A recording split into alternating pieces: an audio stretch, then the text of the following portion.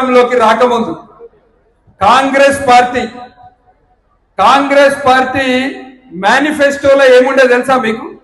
వింటురా మీరందరూ? కాంగ్రెస్ పార్టీ మేనిఫెస్టోలో ఏం పెట్టిర్రు ఎలక్షన్ల కంటే ముందు? ఆరు గ్యారెంటీలు పెట్టారు. 6 గ్యారెంటీలలో ఒక గ్యారెంటీ మీకు సంబంధించింది, ఒక గ్యారెంటీ మీ యువకులకు సంబంధించింది. ఆ గ్యారెంటీలో ఏం చెప్పిర్రంటే 5 లక్షల రూపాయల విద్యా భరోసా కార్డు ఇస్తాను. 5 లక్షల రూపాయల విద్యా భరోసా కార్డు.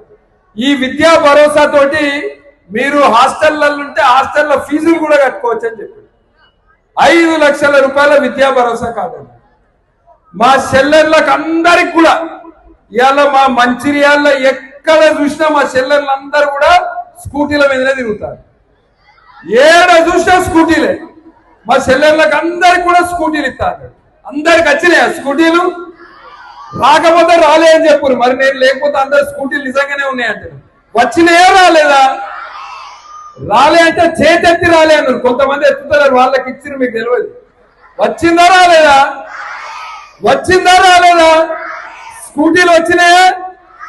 విద్యా భరోసా కార్డు వచ్చిందా 5 లక్షలని? రాలే. ఇట్లా ఇంతకుముందు ఈ పొట్టైన కంటే ముందు ముఖ్యమంత్రి ఎవరు ఉండే అమ్మా? బక్కాయిన ఉండేనా? ఆ బక్కాయిన దించింది ఎవరు? మీరే. యువకులు అందరు కలిసి ఆ బక్కాయిన దించారు. బక్కాయిన దించినాక పొట్టైన వచ్చింది. ఈ పొట్టైన వచ్చినాక చెల్లిస్తాడేమో అని అనుకున్నారు. అవునా కాదా? ఎన్ని రోజులైంది పొట్టైన ముఖ్యమంత్రి అయి? 3 సంవత్సరాలైంది. 3 సంవత్సరాలైంది పొట్టైన. అయితే ఈ పొట్టైనకు టైం లేదు కాదు, టైం వస్తున్నది పొట్టైనకు. పొట్టైన ఏం చేసిండు తెలుసా? మొన్న వాళ్ళ మనవాన్ని కూర్చుండే పెట్టుకొని పూరీలు ఎత్తాడు. చూసిర్రా మీరందరూ? పొట్టైన పూరీలు ఏంగా చూసిండా? అమ్మా మీరేమో గరీబు మధ్యతరగతి కుటుంబాలు, మీ నాన్న మీ అమ్మ ఇంట్లో కష్టపడి మిమ్మల్ని చదువుకు పంపితే కాలేజోడు మిమ్మల్ని ఫీజులు అడుగుతాడు. ఫీజు రియంబర్స్మెంట్ లేక మీరు ఇబ్బంది పడుతుంటే పొట్టైననేమో పూరీలు ఎత్తాడు. పూరీల వల్ల 15-20 వేలు ఉద్యోగం ఇచ్చుకుంటే ఇంట్లో పూరీలు వేసి పెట్టరామా? మళ్ళా పొట్టైన వేసిన పూరీలు ఆ వీడియోకి ప్రమోషన్ కొరకు కోట్ల రూపాయలు ఖర్చు పెడతాడు పొట్టైన. ఒకసారి పూరీలు ఎత్తాడు, ఇంకోసారి ఫుట్బాల్ ఆడతాడు. ఆయనకు ఒకటే ఒక ఆదచ్చు ఫుట్బాల్. ఆ ఫుట్బాల్లో కూడా అమ్మ ఒకటే ఒక షాట్ వచ్చు. ఆయన ఏం చేసిండు? ఆ మెస్సీ అని పిలిచిండు. ఆ మెస్సీకి 10 కోట్లు ఇచ్చిండు ఫుట్బాల్ ఆడటానికి. మెస్సీ ఈయనతోటి ఫుట్బాల్ ఆడటానికి మెస్సీకి 10 కోట్లు ఇచ్చిండు. ఈ 10 కోట్లు ఎవరై తెలుసా? మనే కాదు, మన మంచిర్యాలే, మన సింగరేణి పైసలు. సింగరేణి నుంచి 10 కోట్లు ఇచ్చిండు ఆయనతో ఫుట్బాల్ ఆడతాను. ఇచ్చిండు, నెక్కర్ వేసుకున్నాడు, బూట్లు వేసుకున్నాడు, టీ షర్ట్ వేసుకున్నాడు, పోయిండు. ఏం చేసిండు? మెస్సీకి ఇట్లా బాల్ ఇచ్చిండు, ఈయనకు బాల్ ఇచ్చిండు. ఈయన ఏం చేసిండు? మళ్ళీ మెస్సీకి బాల్ ఇచ్చిండు. బాల్ ఇస్తే మెస్సీ గాడి ఉంటే బాల్ గటు పోయింది. మెస్సీ ఏం చేసిండు? పాపం మొదటిసారి తప్పు చేసిండు కావచ్చు అని అటు పోయి అటు ఉరికిపోయి మళ్ళీ ఇచ్చిండు బాల్. ఇస్తే మళ్ళా గిట్టు బాల్ ఇవ్వంటే గిట్ ఇచ్చిండు బాల్. ఇక మెస్సీ అనుకున్నాడు ఇంతటి ఫుట్బాల్ ఆడాడు, దండగరా పోయి 10 కోట్ల అకౌంట్లో పడ్డాయి, వీడు ఎట్లాగో వేస్ట్ ఫెలో అని వెళ్ళిపోయాడు. ఇట్లా విద్యార్థుల జీవితాలతోటి ఫుట్బాల్ ఆడుకుంటారు, విద్యార్థుల యువకుల జీవితాలతోటి ఫుట్బాల్ ఆడుకుంటారు. ఇవాళ ఇది ఇక్కడ జరుగుతున్న పరిస్థితి. పాపం కాలేజీ యాజమాన్యం వాళ్ళందరూ కోర్టుకు పోయింది, హైకోర్టుకు పోయింది. హైకోర్టు జూలై 31 లోపు సెకండ్ ఇయర్ థర్డ్ ఇయర్ వాళ్ళకి చెల్లించాలి, ఆగస్టు 15 లోపు ఫస్ట్ ఇయర్ వాళ్ళకి చెల్లించాలని హైకోర్టు చెప్పింది. ఇది ఈ సంవత్సరం కాదమ్మో, మీరు మొన్న జూలై 31 అనుకుంటారు. 2024, 2025 అయిపోయింది, 2026 జూలై 31. అయితే ఈయనేమంటాడు తెలుసా? బకాయిలేమో 15,000 కోట్లు ఉన్నాయి. ఈయనేమంటాడు తెలుసా? నెలకు 200 కట్టచ్చా అని అడుగుతాడు. నెలకు 200 కడతాడట. నెలకు 200 అంటే ఎంత వస్తుంది తెలుసా? మీ అందరికి ఒక్కొక్కరికి 300 రూపాయలు వస్తాయట.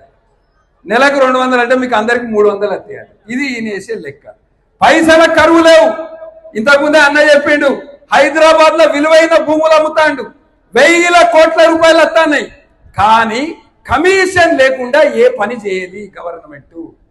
కాలేజ్ మేనేజ్మెంట్ పోయి అడిగితే 40% కమిషన్ ఇస్తే మీ ఫీజు రియంబర్స్మెంట్ పైసలు ఇస్తా అంటున్నారు. మరి ఇక కాలేజ్ వాళ్ళు డిసైడ్ చేసుకోవాలి 40% ఇస్తారా మరి ఏంది. ఈ గిడ ముంగడకి దవాఖానా కడతారు, పెద్ద దవాఖానా కడతారు. మీకు తెలుసా ఇది? ఈ దవాఖానా కడతానికి 350 కోట్లు 355 కోట్లు ఎందుకు కడుతుర్రమ్మా ఈ దవాఖానా? ఆల్రెడీగా కాలేజ్ రోడ్కి పెద్ద దవాఖానా రెడీ అయింది, పెద్ద దవాఖానా రెడీ అయింది. అది ఇంకో నెల 2 నెలల్లో దాన్ని శంకుస్థాపన చేయాలి. కానీ దాన్ని ఆపుతారు.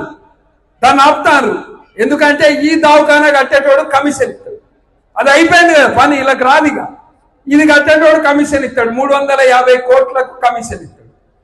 గోదావరి మీద బ్రిడ్జ్ 165 కోట్లు వచ్చింది దాన్ని ఆపి ఆ పైసలతోటి వేరే రోడ్లు ఇస్తాడు.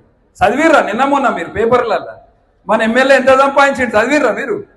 చూసిర్రా ఎవరన్నా? పేపర్లలో మొత్తం మంచిర్యాల ఫేమస్ అయిపోయింది. అమ్మో, తెలంగాణ రాష్ట్రం అంతా మొన్న సోమవారం తెల్లారి పేపర్లు లేవంగానే మొదటి పేజీల ఎమ్మెల్యే గెలిచినాక సంవత్సరం నరల 470 కోట్ల లోన్ కట్టిండు. ఈయన 10 సంవత్సరాల కింద లోన్ తీసుకున్నాడు.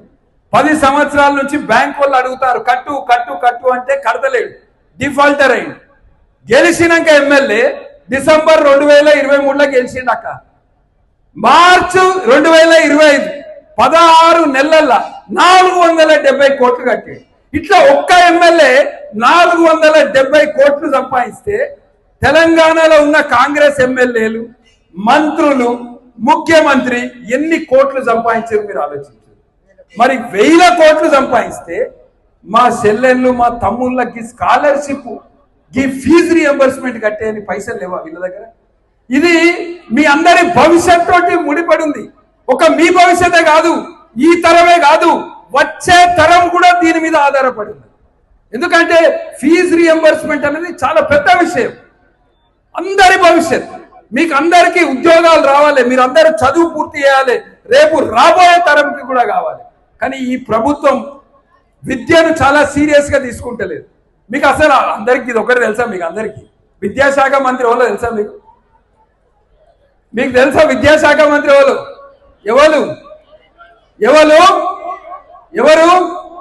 విద్యాశాఖ మంత్రి ఎవరమ్మా? ఎడ్యుకేషన్ మినిస్టర్ ఎవరు? మన ముఖ్యమంత్రి రేవంత్ రెడ్డియే విద్యాశాఖ మంత్రి. చిన్నగా ఉన్నప్పుడు ఏబిసిడి చక్కగా చదువుకోనాడు కూడా విద్యాశాఖ మంత్రి, చదువుకోనోడు చక్కగా విద్యాశాఖ మంత్రి. పిల్లగాళ్ళ బాధలు తెలివై, చదువుల గురించి చదువుల యొక్క విలువ తెలియదు. మొన్న ఏమంటాడు? మన తెలంగాణలో చదువుకున్న గ్రాడ్యుయేట్స్, ఇంజనీర్స్ అంతా కూడా క్రిమినల్ వేస్ట్ అంట. ఓపెన్ స్పీచ్ లో చెప్తాడు. ఒక తెల్ల కాగితం ఇచ్చాట, మిమ్మల్ని అప్లికేషన్ రాయమంటే మీతో రాయరాదట.